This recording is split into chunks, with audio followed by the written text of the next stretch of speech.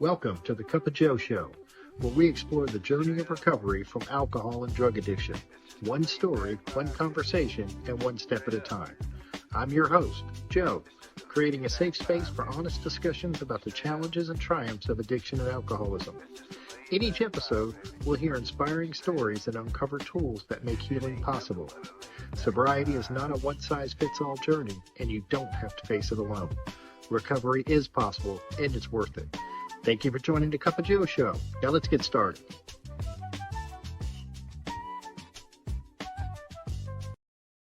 Hey everybody, welcome back to the Cup of Joe Show. I'm your host, of course, Joe, and today I'm excited to welcome Garrett W. Garrett's been sober since June 19th, 2016. He has an amazing wife, Laura, and is the proud dad of 18-year-old Kirsten, a college freshman. Neither one has seen him drunk, and I'm looking forward to learning the story behind that miracle. He is also a lifelong dog lover, and Sadie Rose currently makes their home complete. Garrett is an avid music fan who plays guitar, who he affectionately calls Scarlett and Ronnie, and a piano, Benny, and is a big believer in healthy living as a yoga instructor, circuit trainer, and regular at the gym. He speaks Spanish, has traveled extensively, and today works in the food industry helping ethnic restaurants succeed. Garrett's home group is the Primary Purpose Group in Griffin, Georgia, where he lives the promises of recovery through friendship, service, and watching lives change. He's currently serving as DCM in his district and stays deeply connected to recovery through working with others. I'm looking forward to learning more about Garrett's journey, so grab a cup of coffee, settle in, and let's get into it. Hey, Garrett, how are you doing today? Hey, Joe. I'm fantastic. You said it all. I got lucky. I just love that you name your guitar and your piano. That kind Absolutely. You had me there, Garrett. You had me there. They're people. They're members of my family. That's right. Me and Garrett were talking before we started. We were talking about that you can go into a bar, and if you can play a piano man in a bar, you don't have to drink anything, and you could be the most popular guy there. And Garrett can do that. I cannot. So what was it like growing up, Garrett? Well, I had every opportunity to succeed in life. I love to preface my growing up with nothing traumatic has ever happened to me. So some of the worst things that have happened in my life have happened since I've been sober in the last 10 years. Before that, like growing up, I had an idyllic childhood. Growing up in West Central Georgia in a small, what we call cotton mill town. Lots of mills, lots of cotton mills around here. They've been around. I live right now about 3 miles from where my great grandparents raised my grandparents. They were mill workers. My grandfather and all of his brothers went off to World War II, and they all came back. All 4 of them came back, and grew up here. And then, coming off the Depression and and World War II, and coming back being young men, the best thing they could do was go to work for the mill and raise a family and send their children to college, so that they didn't have to live the Depression and the war that they did. So my parents are both, the first college educated folks. That both were college graduates. Education was really important. My parents are still married. They've been married for 51 years. I have a sister that's basically, we grew up like the same age. She's 2 years younger. She calls me her big brother, but she's always been the responsible one. We grew up, if there's like a litmus test for alcoholism, you could test us, because we grew up in exactly the same circumstances. We were both loved. There was never chaos in our house. Mom and dad loved each other. They both worked. Mom's a school teacher. Dad was a social worker. Mom was home during the summertime. We had kids all around the neighborhood. We lived the 80s and 90s. When the street lights come on, that was curfew. Everybody's parents had their own way of calling them home. one of the kids up the road, his dad would have this loud whistle. And I'm telling you, this kid would, if he was in the middle of batting in baseball, he would drop that bat and haul tail home. My dad's was a Tarzan yell that he would, that you could hear him all the way through the woods. Anyway, it was fantastic growing up. My grandparents lived right up the street. And, you know, I could get bogged down in telling this, you know, painting the picture of what it was like in middle class, small Southern town in Georgia. Went to the same high school my grandparents went to. You know, my sister and I were very close. It was more like, looking back, it's more like having a roommate than a sister, you know, because we shared clothes and we hung out in the same friend group, and we were more friends than anything. And and we're good kids. I didn't drink or do drugs at all in high school. And I didn't hang out with the goody crowd. I hung out with folks that were experimenting with drinking a little bit. There was, you know, probably some little pot smoked, but I didn't partake. Actually, my dad kind of gave me a heads up one time when I was like a junior in high school, and he was like, I wasn't even really interested in dabbling. I was a pretty good athlete, pretty good student, and really just wasn't interested. But he told me one time, he said, you know, I'm not really saying that you got to wait till you're 21 to drink, but just do yourself a favor, kid, and get yourself out of school. Like, get yourself out of high school. Like, you got enough going on right now. And I took him up on that. So it was really great growing up. We had dinner together every night. There was never one time where there was any kind of chaotic scene in my upbringing. So, you know, when I got to needing help many years later, and you know, I got around started getting sent to treatments and detoxing, and there's so many of these like outside programs that seem to have the approach of, if you identify the trauma, then you can battle the addiction. And that just never seemed to resonate anything. I was like, well, I just thought that I was hopeless because there'd never really been any trauma. You know, and when I finally ended up in a really strong 12-step rehab, this guy I told him that, and he looked straight back at me and said, what part of normal do you think that is? Like, you know, that's not normal either. And anyway, that kind of that revealed a lot. I can understand that, man. And you grew up around, you know, sounds like you grew up around the same time I did. I was late 70s, 80s. Sounds like you were 80s, 90s, but yeah, it was a different time, you know. It was fun. And I remember I had my neighbors, James and Bobby, their mom would yell, and as soon as she yelled, man, it was the same thing. They were like darts. They were out, but good memories. But so do you remember when you first felt the effects of alcohol? Absolutely. I remember. I couldn't tell you when I had my first cheeseburger. Yeah. But I absolutely could tell you when I had my first drink. Let me also say this about growing up. You know, we had this idyllic upbringing. It's quintessential. But there were a couple of things. There was, you know, Bill W said, I've got the sticker on my book. It said that our chief responsibility is to give an adequate presentation of our program to the newcomer. And when I look back, I was given an adequate presentation of of several things. One, my dad gave me an adequate presentation of how to be a father and a husband. You know, I knew that he loved my mother very much. I had an adequate presentation of Christianity.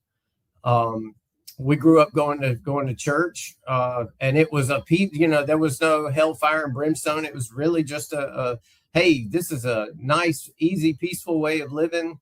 It was like the Methodist church, and I was part of the youth group. We did fun stuff, And I was also given an adequate presentation of the institution of drinking.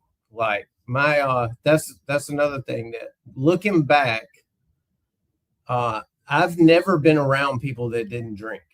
Like, and anybody that came over to my house to visit was offered a beer by my dad. And if they didn't drink beer with my dad, they didn't come back. And that I learned stuff without learning it, or without knowing I was learning it. And that's probably why we were Methodists, because the preacher could come over to our house, he'd drink beer with my dad. But it was great. But I also, if somebody came over and drank too much or got rowdy or drank liquor, they didn't come back either. So I got this really great presentation of, this is what grown-ups do when they get together, when there's weddings, when there's, funerals. It doesn't matter what situation, grown-ups drink together. So I wasn't grown up, so I hung out with kids and I didn't drink. But when I went off to college, classes hadn't even started. Like, I just went off on a soccer scholarship to play college and was there to practice. And before classes even started, when the students checked in, I got invited to a party, and I didn't go there to drink. I didn't go to there to not drink. I just said, yeah, I'll go. I usually didn't go to those parties, but, and I went there, and some guy offered, the host of the party welcomed me. And it was like, the quintessential college party. Like, they had couches set up in the yards and the party spilling out into the street. And this guy with this big afro, comes up and introduces himself. He was really nice. He asked me if I wanted a beer. I can tell you right now, it's one of those big oil can, Foster type, big, cute, 32-ounce can of beer. And it was called Red Elephant. And it had a big old elephant on the side of it. And I drank that. And the rest. I remember it. It was, fall semester 1995. So it was right at 30 years ago. I had my first drink, and for the rest of college, I walked around campus looking for my people. We go to school and we party. So yeah, I do remember I fit in with everyone. I fit in with the jocks, with the weirdos, with the freaks, with the goody goodies. If you drank beer, we were friends. Yeah, I get that, man. That was so. So you're in college and you're finding your people. Were there any early consequences? Anything that was kind of like, this is not normal. This might not be normal. Wow. Yeah. So I loved being in college so much. I was a really good student. I liked learning. I liked going to classes. I liked being around professors. And I also, I was learning how to love to party, and I loved living away from home. I loved the dorms with all the people around. And so the second semester of school, so that went on. I played soccer. I was learning how to party first semester. Second semester was off season. It was in the winter. And I got caught drinking in the dorms and got kicked out of the dorms and had to go back and live with my parents. And I lost my scholarship to play soccer. So that was the first time. And we're talking, this is only 6 months into my drinking, and I'm already losing something that was really, really important to me. And I didn't even and it wasn't, like you were saying, it wasn't happening to anybody else. That didn't happen to anybody else on the soccer team or anybody else I hung out with. So yes, already. So, and the problem couldn't have been my drinking. It was that the school was too strict. So what I needed to do is to go to a bigger school with less rules. And so I did that. The first geographic. Yeah, absolutely. Yeah. Valdosta State University, because in Georgia, we have a Hope Scholarship that if you maintain a 3.0 average, you can go to school for free. And so I moved to Valdosta. I picked that school because it was the farthest away from my hometown where I could still have our Hope Scholarship. I believe it or not, I know Valdosta, Georgia. Another life. I was down there at an archery tournament. Believe in a 3D archery. They used to have a huge tournament down there. But anyway, so I know Valdosta. So so you're in Valdosta, and wait, so now you're really away from home. How is things getting better, worse? Where are you going in this, So I found my people right away, and I fell in with a crowd that was very affluent. I fell in with a pretty big crowd of guys who came from South Georgia that took me in, and they had they all came from lots of money. I didn't have an allowance. I was, and it didn't matter if you're willing to throw down with them, you could hang out with them, and I was willing, but it wasn't getting so bad yet. Like, I kept good grades, and I had a little bit of clarity, because after a year in Valdosta, I looked around, and every single person I hung out with had been busted for something. And it was usually minor, because I wasn't hanging out with the real rough crowd. I was just hanging out with the party guys. So everybody had a DUI, or, minor possession, or, got caught with weed. But everybody I hung out with had been arrested except me. And I looked at myself and said, it's only a matter of time. I'm doing the same stuff they're doing, and my dad's not coming to get me.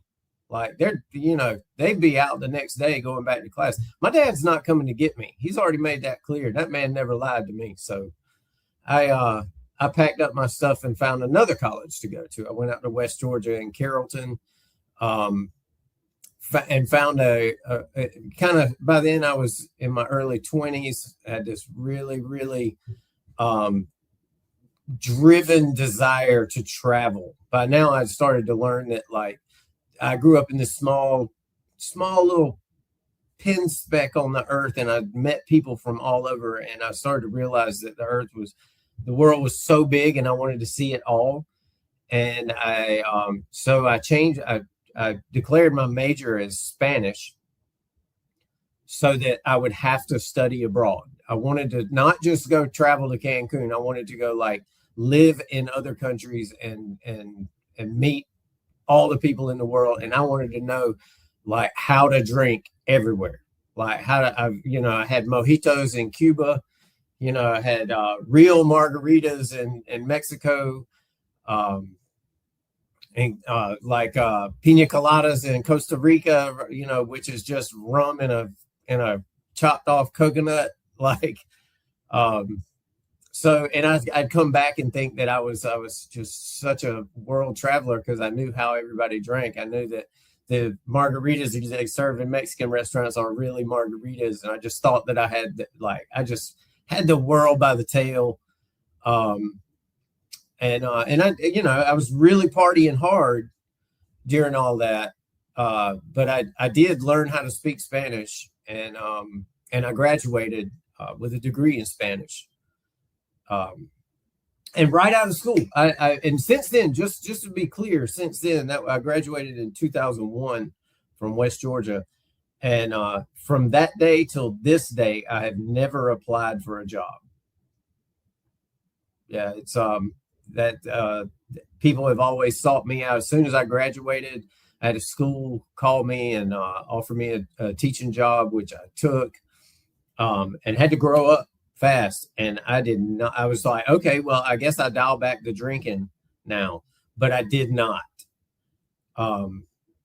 And I moved out to Athens. By now, there's a girl involved.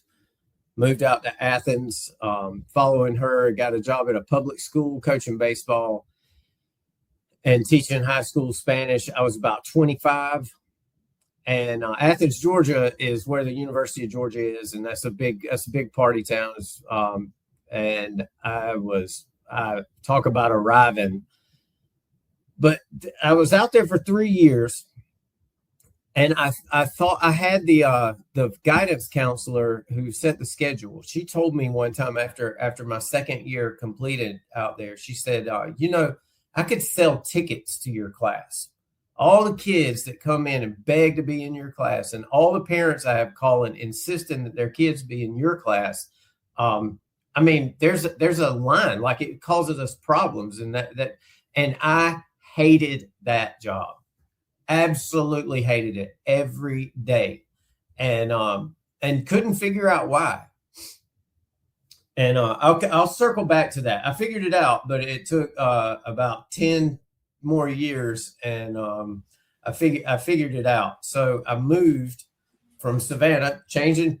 The problem has to be Athens. The problem's got to be the job. The problem's got to be I didn't make enough money as a teacher, and so I got married and moved down to Savannah, Georgia, which is a wonderful place to live. Just I mean, it is gorgeous. It's the history is wonderful. The people are really friendly and nice and welcoming, and it's real laid back too. Like the bankers and lawyers can go like an extra 2 or 3 weeks between haircuts, so everybody's kind of like got this, we'll get to it tomorrow attitude. And they had it was the only place at the time in Georgia that had no open container law. Like, you could just walk down the street and carry a beer. So I got used to, I mean, I thought it was like a requirement. Like, I really thought it was a requirement. If I had somewhere to walk, like I had to have a drink in my hand, and it was normal. So I was married, and we were both really successful. And while I lived in Savannah, this was 2005 to 2015. And this is where I started being able to get some of the things that checked off the success boxes. If you looked at, like, I got I had the wife check, the right house in the right neighborhood, and the right truck. My wife drove the right car. She had the right job. We had the right friends. I played all the right guitars in the right bars out on the beach. I could go out and play these gigs barefooted and, in the sand, and just, and every single thing every box that got checked never filled anything. Like it actually made things worse. Like it just made the hole inside of me bigger. And so this is when like really bad hangovers start to happen. Like I'm living hungover and drunk all the time, like, and it start not being able to function. So I got this job as sales, and my nearest boss was about 150 miles away, and I'm kind of working on my own. So I thought I had the greatest job down there. I've got this great life, and anybody would want my life. And the best part about my life is that I don't have to work the first half of Monday or the last half of Friday. And that's fantastic, right? Make a lot of money, don't have to work first half of Monday, last half of Friday. Well, after a little while, I'm so hungover from the weekends. Next thing you know, I don't work on Mondays and Fridays. And then I don't work the first half of Tuesday and the last half of Thursday. And then I start getting in trouble at work for not working. And so I quit this career before they fired me. And I didn't work again, like, for about 6 years. Like I was. And so I got really good at lying and covering the tracks. I had people convinced that I had a job, and I would cash out money from 401k or, until that was gone. That lasted a few years. So it was not lost on me. And there were times that I had like moments of clarity where I was like, geez, I'm in my 30s and I'm retired. Like I spent my 30s like retired. I'm living on 401k and I'm not working, and I'm drinking all the time, playing a lot of golf. And And yeah. I was just thinking that's how we look at it. We're Right. we don't have a job. We're able to somehow sustain ourselves. We're retired. Yeah. I'm retired. I was like, I'm not going to live long enough to be retired anyway. So it's what I tell myself sometimes. So did anyone notice the drinking at this point? Was it was your wife or family, or did anyone kind of go, "Hey, something's wrong here"? No, never. Wow. No one ever called me out on my drinking. My wife had the same issues. She was a successful pharmacist at the hospital down there in Savannah. And she looked successful as well. We had the same problem. It's like that song about we threw all the right parties, took all the right pills, paid heavenly bills. Yeah, that was us. And so she didn't call me out. And my family didn't call me out because they were so far away that when we got together, I kept everybody at a distance. So I wasn't coming around our family I wasn't playing a part. I would only come to see my family once or twice a year. And when I did, it was a festive time. So they didn't know they didn't know I was living like that all the time. And they would come visit me and I'd play the good host and my folks loved to come visit me because we had a good time. They could go back and act like they were in college again.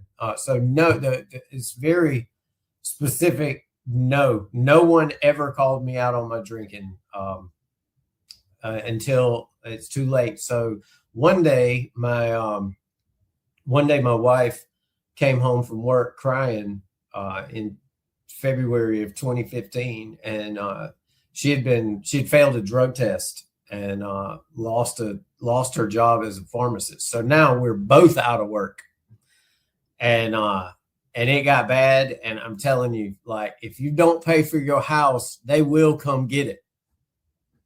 Swear.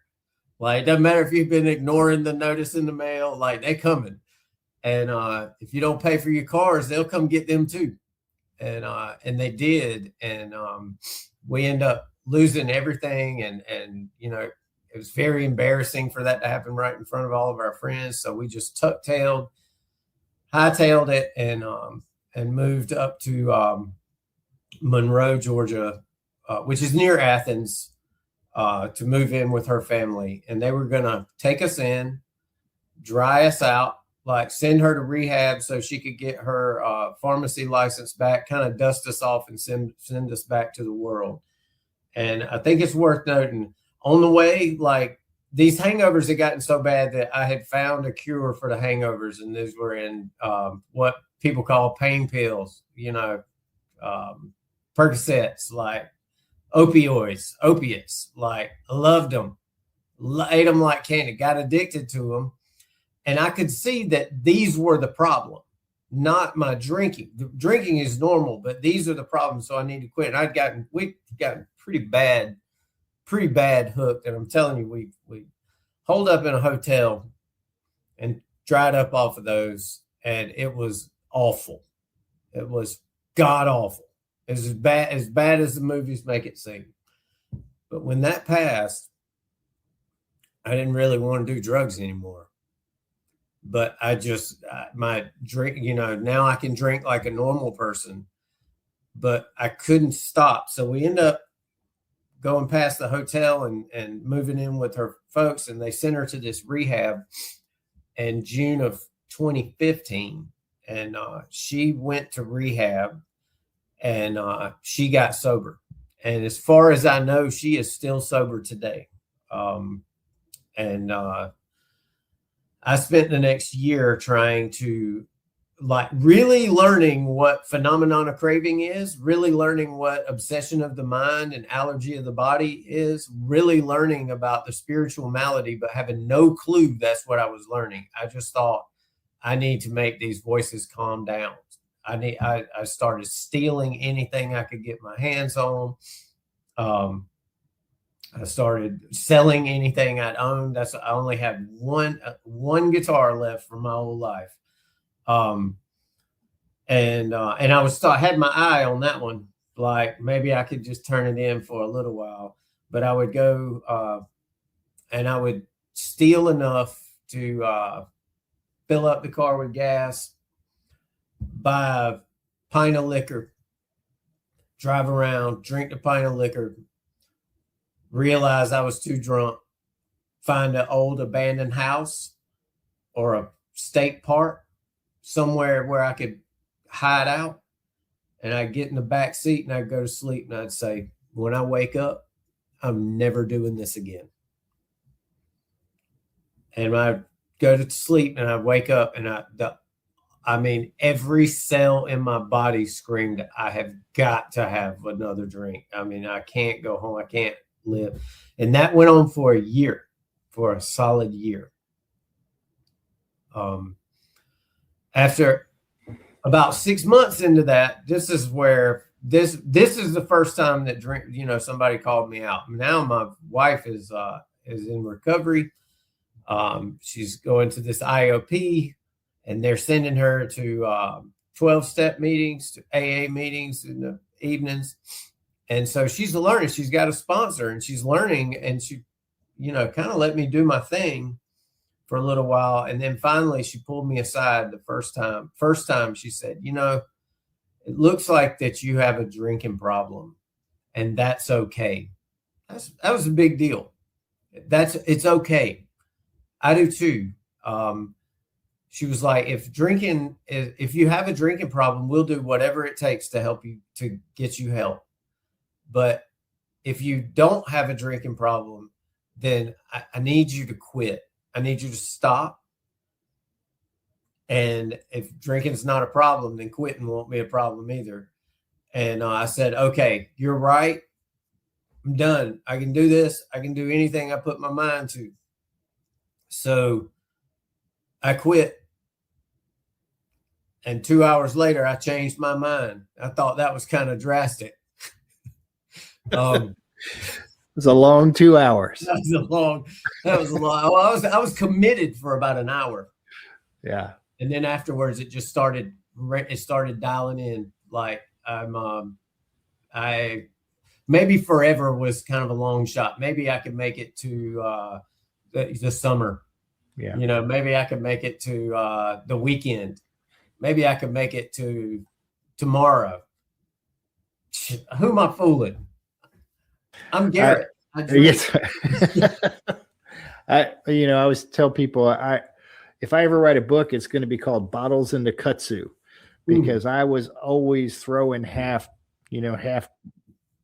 drunk liquor bottles into. We had all this kutsu in our backyard. I was just throwing them in there, going, "I'll never do this again." Mm-hmm. And literally, when you said the 2 hours, I'm like, "That's the magic number." 2 hours later, man, I'm at the liquor store again, buying more. I get that. So, what was the turning point, Garrett? What happened? Well, so that I can't wait to tell you that part. So the second time my wife came to me and said, now your drinking is obviously a problem, and that's okay. But you've proven that you can't stop drinking without help, and it really is okay. But if you want to stay here tonight, you're going to have to go to the AA meeting with me. She was probably about 8 or 9 months into recovery, and was going to AA meetings every day. And I was like, okay.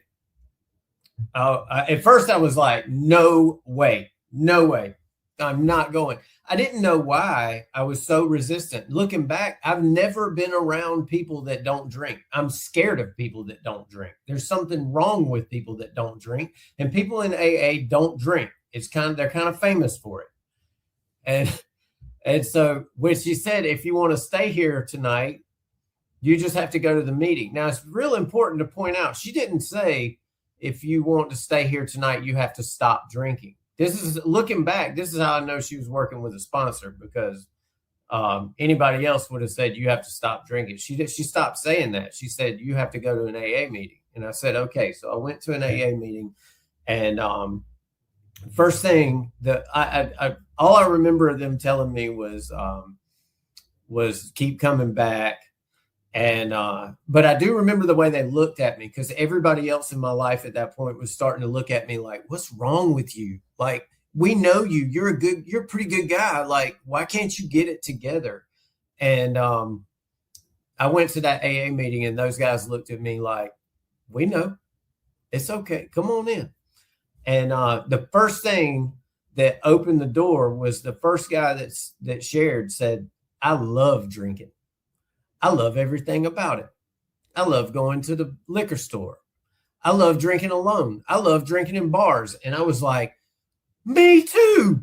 Like, I didn't think you're supposed to say that at AA. Like, wow, this guy knows the game. He knows me. And then he started talking about how it got to where he just couldn't drink anymore, and it wasn't fun. And then he couldn't stop.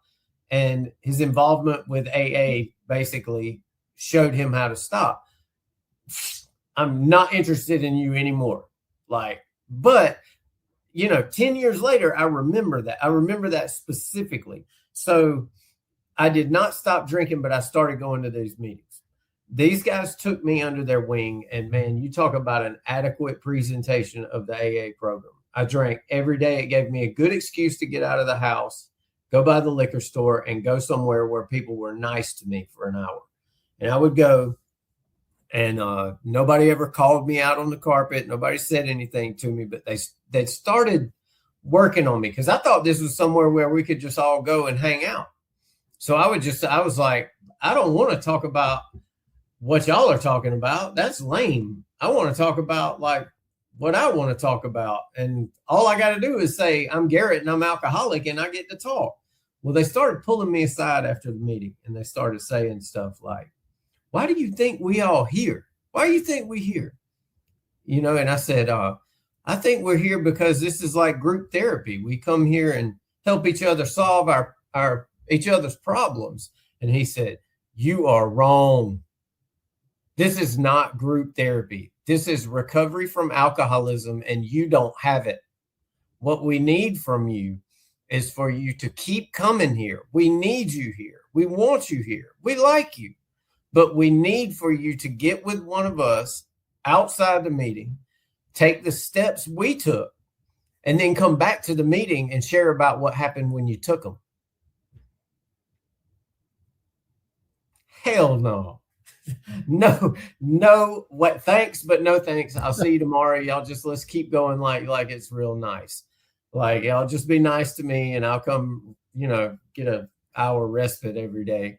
So then this one guy came up to me, and this it wasn't the turning point. I kept drinking, but this is the first guy that got through to me. They had this meeting, and usually they just let people share, and if nobody shared, it'd just be quiet, like one of those. But this one day I come in, and these two main guys are sitting up at the front. This one guy had like 40 years sober. He was from up north, from like Vermont. And he had a sponsee who was in his 60s, late 60s. And he had 8 years sober for the third time. And he intrigued me. And he's running the meeting. And this guy's name was Terry. And Terry's running the meeting. And he's calling on people to share. Like, he's saying, all right, you share and you share. And about 30 minutes in, I'm thinking, he's not going to call on me. About 45 minutes, I'm like, he's sure enough not going to call on me.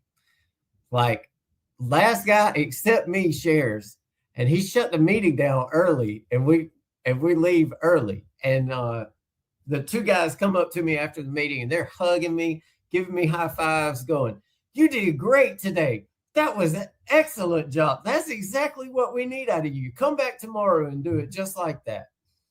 And so I was kind of like, they kicked my puppy. But I left out of there, and I couldn't not come back. I wanted to not come back, but I couldn't not come back because I was just drawn there. So I go back the next day and I could not keep quiet. And they open it, just, I couldn't stand the silence. And I go, here I go. I'm Garrett and I'm alcoholic. And I see Terry just shake his head. And that rejection just cut me to the core. So after the meeting, I went outside and was trying to talk about anything except recovery, anything else. And he got frustrated with me and he came right in my face, like right in my space. And he said, let me tell you something about you. You lie and you don't know why you lie. And you can't stop lying just like you can't stop drinking. And that made it through. I knew that my entire life was a lie. I had been lying before I was drinking. Sometimes I lied and just had no reason for it. And I lied just like I drank without any control. I knew that I had a friend that would ask me what I ate for lunch. And I would lie about what I ate for lunch without any control over it. So anyway, I didn't stop drinking. I got back in the truck. That scared me and I started drinking. And I end up, my wife kicked me out. She came to me the third time and said, you are now endangering my serenity and my sobriety, and you've got to leave. I had some friends try to put me up, try to take care of me, dry me out. It didn't work. You know how this goes. They tried to take me to my parents' house. They were going to dry me out. It didn't work. They took all the alcohol out of the house.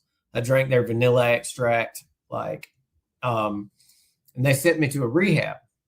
So I go to a rehab and I'm separated from alcohol for the first time in my life, really, for 2 weeks.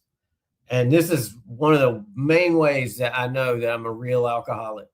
Because when I got separated from alcohol, it got worse. I got worse without alcohol, and I couldn't tell anybody. And this was a strong 12-step program. And I was going to a lot of meetings, and every day somebody would ask me, how are you doing? And I would say, I'm fine. And I was lying. I'm dying. Every cell is just rebelling against me. So I started drinking again. I started sneaking out and drinking in rehab. It was a 90-day program. I got caught, got sent home. Rehab was nice enough. They gave me every shot. They let me come back. I came back.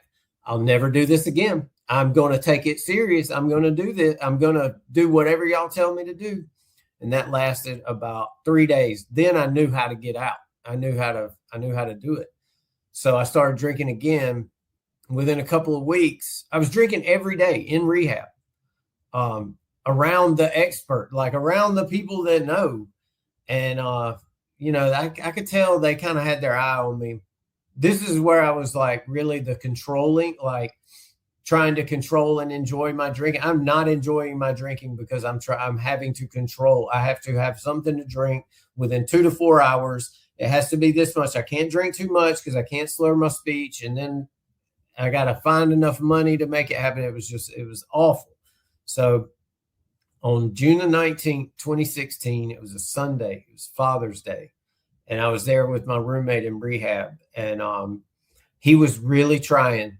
He had gotten kicked out with me a month earlier. And he was really trying to get sober. And he was trying to keep me busy. He knew I was struggling. And I snuck away.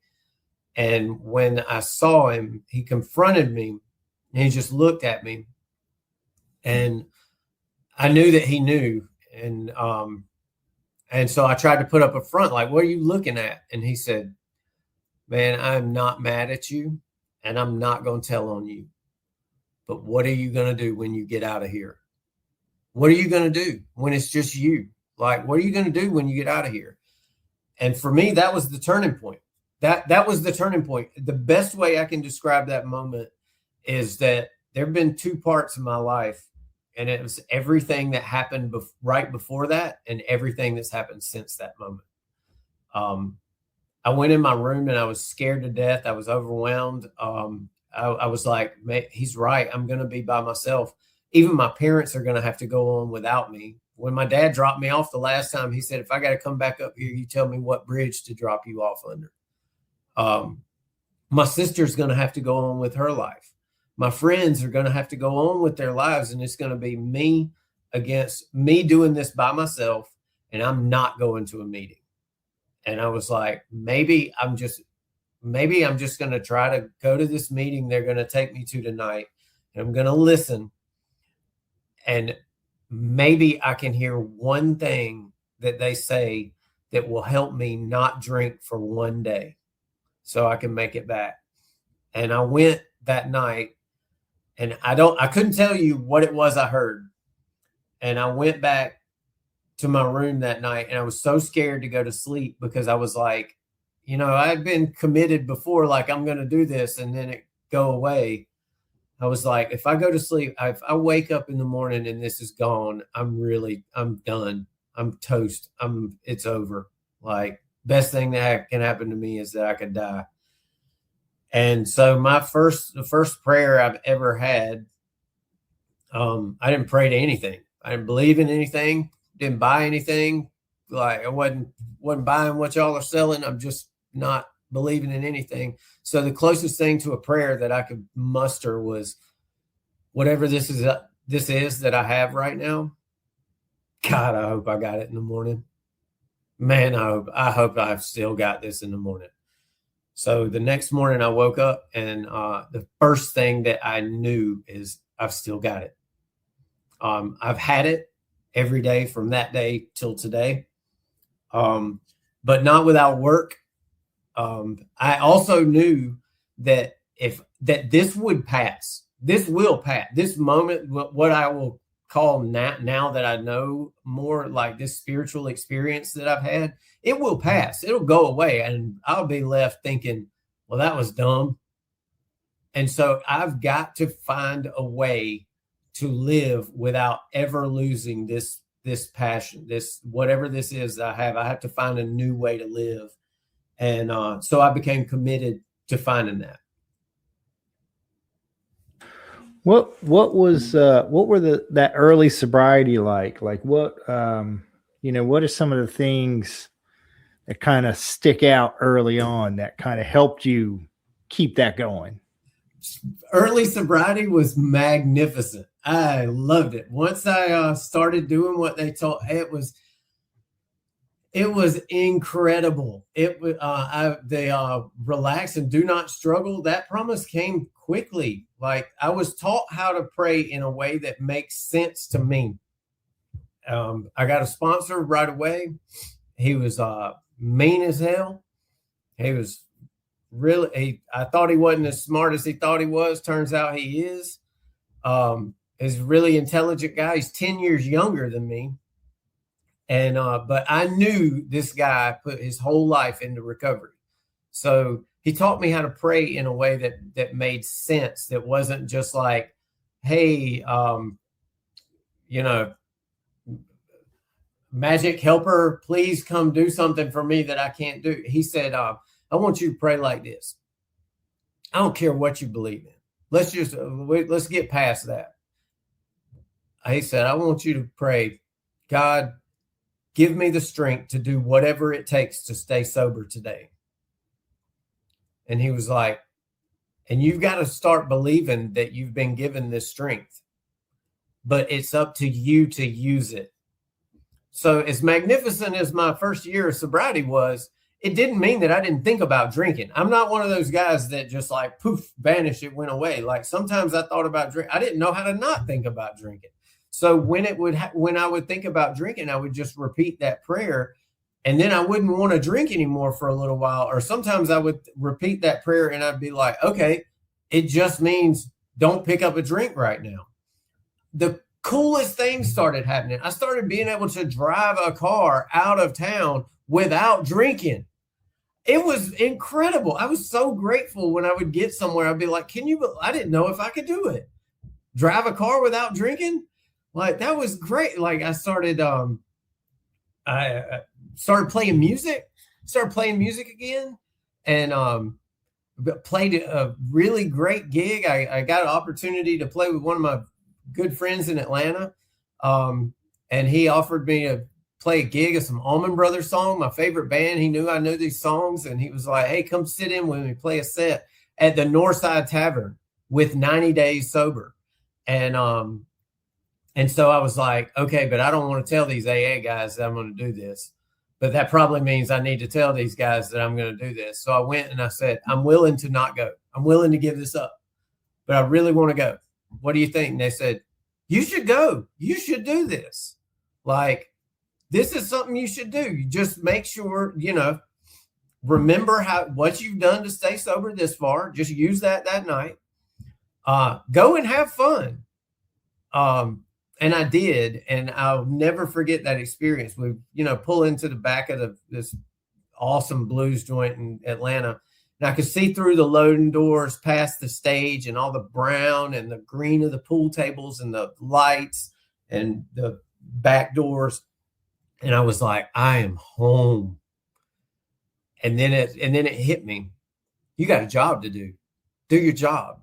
And so I did I helped load in and played the gig, and had a blast. And I'll tell you though, it was weird. It's weird. If somebody out there, if your first time doing stuff sober is gonna be weird, but you can do it. It can be done. And that gave me a lot of hope. Then I started doing all kinds of fun stuff. So somebody in my home group noticed how much fun I was having, and she pulled me aside. Somebody I'm still really close to now. Eileen, if you're listening, kudos to you. She pulled me aside, and she had about 30 years sober. And she said, I look back on my first year of sobriety with such affinity. It was just the greatest time of my life. I just love watching you have so much fun. And I look back at her and I was thinking, isn't it always going to be like this? Little did I know, so yes, the first year of sobriety was great. I got to do so many really cool things, took the steps quickly, started making amends. A lot of that meant traveling around the state, staying with friends, paying them back for stuff I'd stolen. And every time I did that, I got some version of the same answer from every single person, which really let me know I was on the right trail, the right track. Is they all said, if there was any way that I could not take this from you, I wouldn't. I would give it back to you. But I know what you're doing, and I understand it. And because I'm supporting you, I will take it. And every single person told me that. And friendships restored. Went through a divorce, but it just says too much damage had been done, too much family, and so we got divorced, but it was amicable. We just, both of us were sober. We worked together towards a common goal, which was dissolving our marriage, and moved on. And we don't if I needed to look her up to ask her a question, I wouldn't hesitate. I wouldn't say we're great friends, but there's no animosity. That's a big deal right there. Just knowing you can go through that kind of stuff sober. And I love the way you describe it. It's so true. Like when you're newly sober, everything, it's like being reborn. I really think it's like that, because it's like everything is brand new. You forget the simplicity of driving out of town without drinking, because there is no way in hell I was driving anywhere without drinking, That's right. So I have to ask you, because I mentioned it when we in the beginning. So you're remarried, obviously. Yes. Mm-hmm. And your wife and your daughter have not seen you drunk. That's correct. So I get back to Thomaston, which is where I'd grown up, and I didn't know what I was going to do. So I had this little side job, and I'm going to 18 meetings a week, and sponsoring guys, and get my first year sober.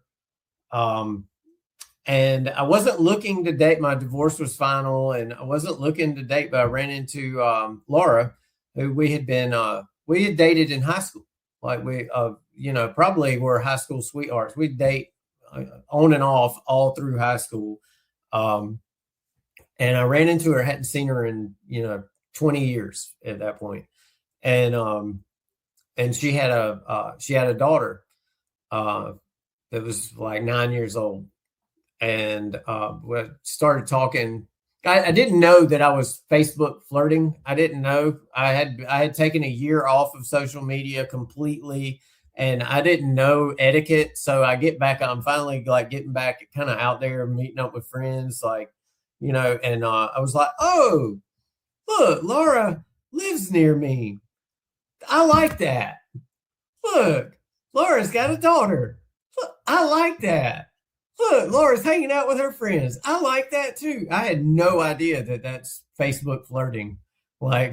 And so she finally reaches out to me and we started talking, and, we went and like our first date, we went and floated the river together.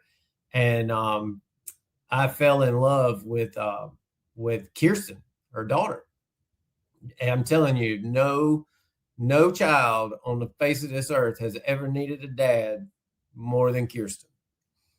So she is very exuberant.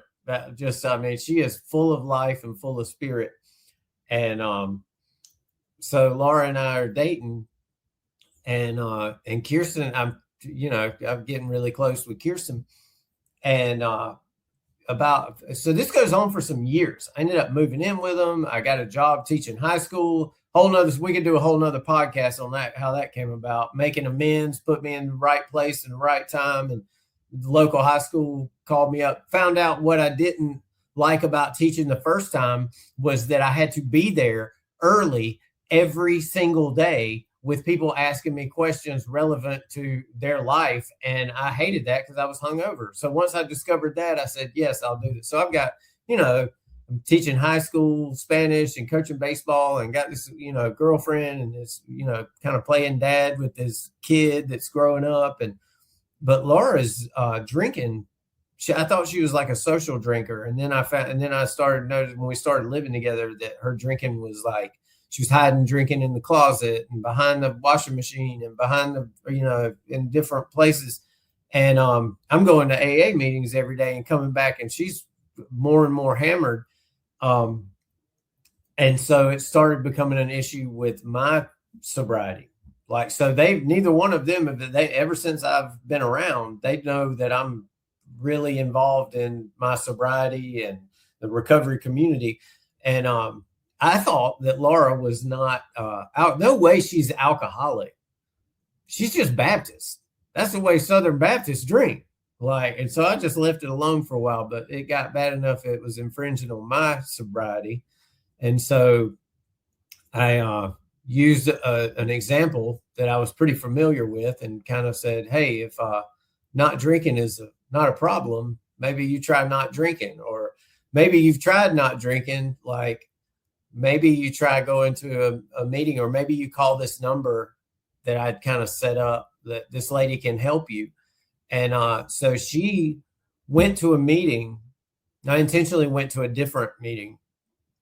And actually 6 years ago tomorrow, on January 19th, 2019 or 2020, right before COVID, Laura went to a meeting for the first time and came home with a white chip and got involved with recovery. She started working with the sponsor right away and took this and really got into the literature and got into taking the steps and got into service in a small group and recovered quickly.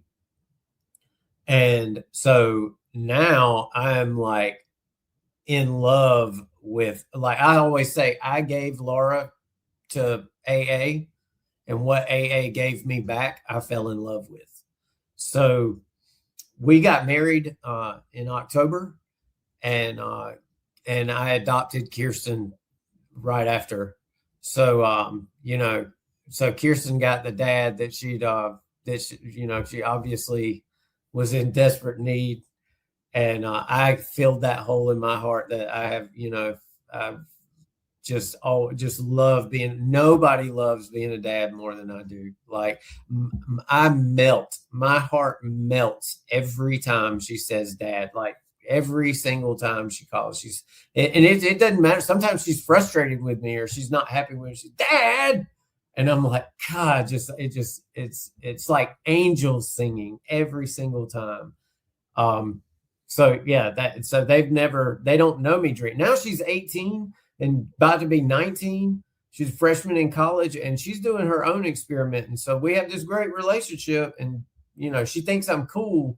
She's but like she's doing her own experimenting right now.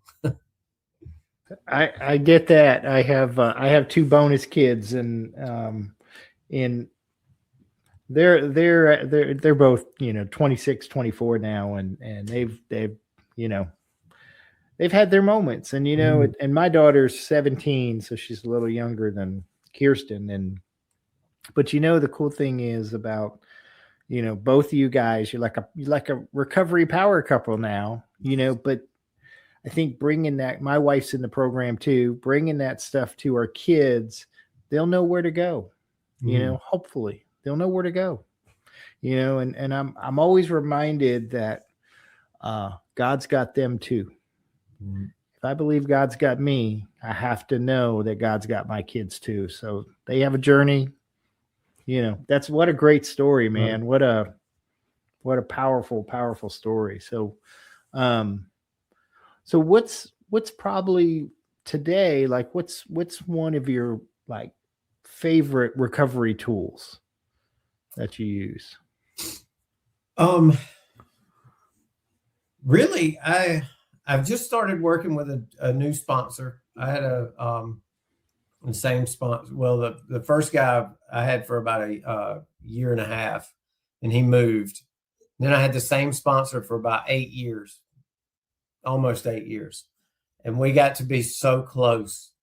We really got to be like family that, he started agreeing with me. And so I've recently got another sponsor that's a old timer. And really, I think that I can't give away something I don't have. So my favorite tool is working with others. So, if I'm not spiritually fit, intense work with another alcoholic will save the day. So it's good to have some newcomers, but it was pointed out to me recently, like you're not happy, joyous, and free, and it's written all over you. And that's why you're not sponsoring newcomers. You still got your, 5 or 6 guys that are all recovered, and y'all kind of go walking shoulder to shoulder in life, like the book's talking about. No new guys are asking you to take them through the steps.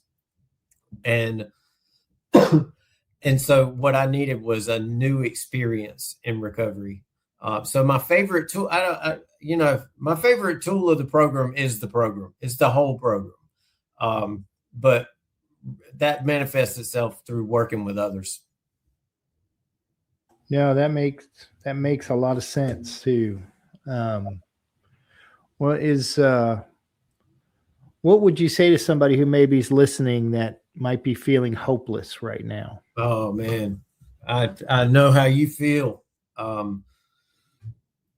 What I would say is this is not the end. Like the best thing that I could have hoped for was that I would die. When I was hopeless, that was the best case scenario, is that I just wouldn't wake up, that it would be painless, and I just would not exist tomorrow. There's no way I was going to be a recovery guy. No way I'm going to be a guy that doesn't drink alcohol. No way. And to somebody, if somebody's hopeless, I'm saying through this program, like this way of life, I've got a career that I didn't ask for. That's a fulfilling career. That I have a wife and a daughter that, just I wish you could see it like that. I cherish. I got to ride with a sponsee from here to San Diego, all the way to the Pacific Ocean, moving him when he got into the Navy. He got transferred, and we rode together all the way across the country. Spent 2 days in the Grand Canyon, driving through West Texas. Spent a week in San Diego trying to get him acclimated and going to meetings all across the country. And when I stood at the Grand Canyon, I went to Greece with my daughter this last spring for her senior year. When I stood at Nafplio, it's one of the most gorgeous places on the Mediterranean ever. Some of these places, I stood on the football field with my daughter on homecoming night, facing my whole hometown.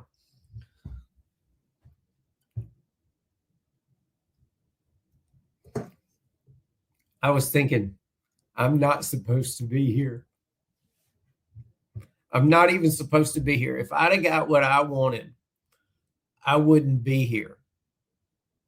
So if that's what you want, is to not be here, the answer is reach out for help and tell somebody that. Because if you keep saying I'm fine, it's not going to get any better. But if you say I need some help, people will help you. And you'll sometimes it's going to suck, but sometimes you get to stand at the Grand Canyon. Sometimes you get to go to the beach. Sometimes you get to fly on an airplane. Sometimes you get to show up for your family. That's a pretty big deal. You remind me of when you say fine, it's like I remember I was taught, early on, fine is effed up, insecure, neurotic, and emotionally out of control. Yeah, I am fine. It's a lie. It's a lie. I tell people, if I ever tell you I'm fine, you just know I'm lying to you. It's a lie. That's it. 100%. Is there anything that you wanted to talk about that we haven't? You don't want to open that can of worms. Briefly, Garrett. Briefly. No. Yeah. I think if I could touch on anything that I haven't is getting involved in service. They showed me in AA that service could be anything from showing up early and setting up chairs to helping somebody to a seat, to greeting people at the door, being nice to people, making coffee, all those things. And it is service.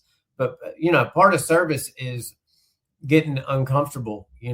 When I was 6 months sober, they asked me to be the secretary, and I was like, no way I'm going to do and they said it was a 2-year position.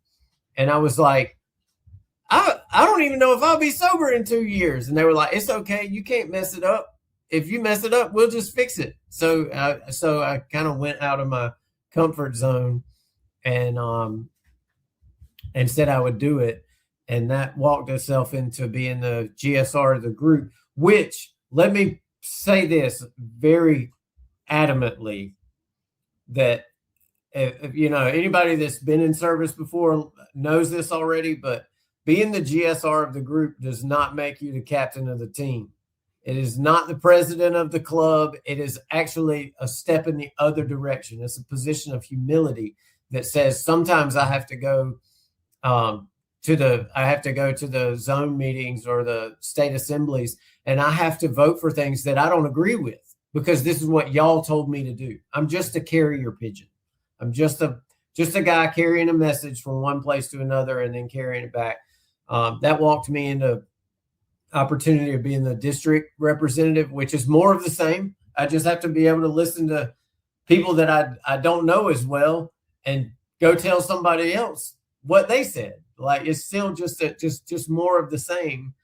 But what it's done for me is it's introduced me to people all over our state and even broader than our state, that wherever I go, I personally know these folks. I know their families and I know who they are and what they do. And it's opened a whole new realm. And people around here, in my home group, they look at me and say, well, of course you do that, Garrett.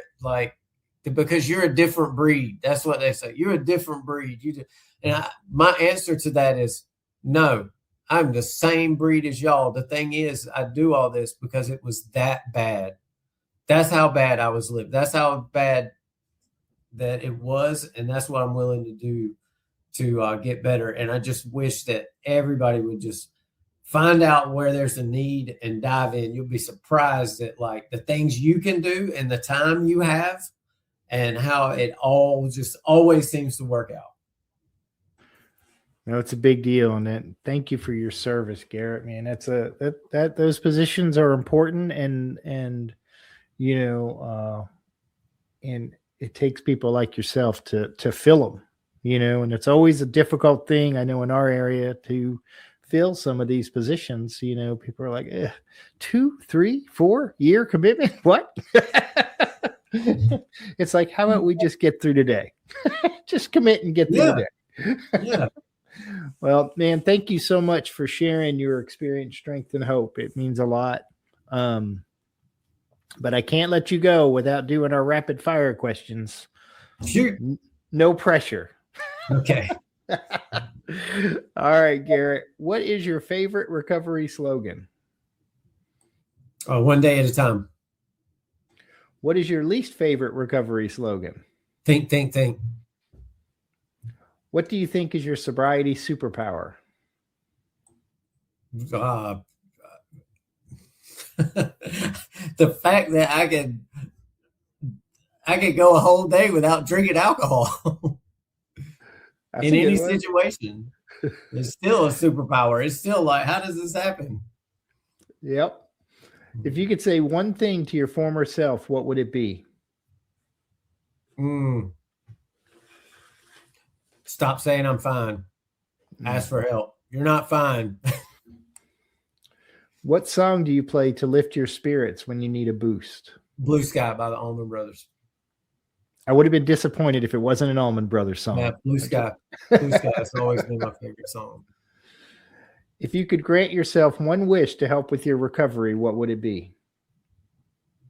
That I had more time in the day, more time to spend with my family. I could go to more meetings. What step do you love the most? All of them. I mean, really, I love that every step's got promises. Mm-hmm. I love that the 10th step promises are really great. We are no longer fighting anyone or anything. That the drink problem has been removed, that it does not exist for us. But even more than that, the 12th step promise lets me know that I'm right where I'm supposed to be, that I have a host of friends, the fellowship, that frequent contact with each other and with newcomers is the bright spot of my life. It really is. What step do you love the least? None of them. I could probably talk about the one I understand the least.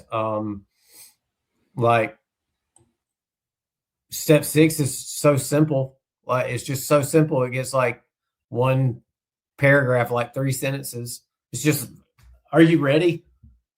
Yes, I'm ready. Let's go. But I wouldn't say it's the least favorite. It's just, I mean, I take them all. What is one of your favorite movies? What movie? I like Charlie Wilson's War. Cool. And finally, if heaven exists, what would you like to hear God say when you arrive at the pearly gates? That's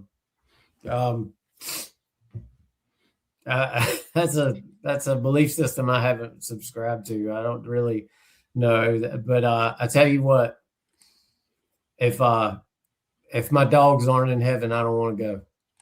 Fair enough, man. Fair enough. Man, thank you so much for sharing your story, Garrett. It's been an honor, brother. It really Absolutely. has. Thanks for inviting me. I love your format. Oh, thank you, man. And for the rest of you out there, please subscribe to our friends at thedailyponderables.com. your recovery source for inspiration and encouragement every day. A new episode of The Cup of Joe Show is released every Thursday at noon. Visit thecupofjoeshow.net, or you can listen to the show in your favorite podcast apps, Podbean, Apple, Spotify, YouTube, and others. Just search for The Cup of Joe Show. Don't forget the "the." Please like, follow, subscribe, and share because someone out there needs to hear this today. Have a good day, everybody. It's just a laid-back vibe, baby. We hope you enjoyed today's Experience, Strength, and Hope. We are so grateful you decided to join us. Please share this episode with someone who might need it. Also, don't forget to like and subscribe. Remember, no matter where you are in your recovery journey, you are not alone. Reach up and reach out to someone. Please do not suffer in silence. Until next time, let's take it 1 minute, 1 hour, and 1 day at a time. Thanks for listening to The Cup of Joe Show.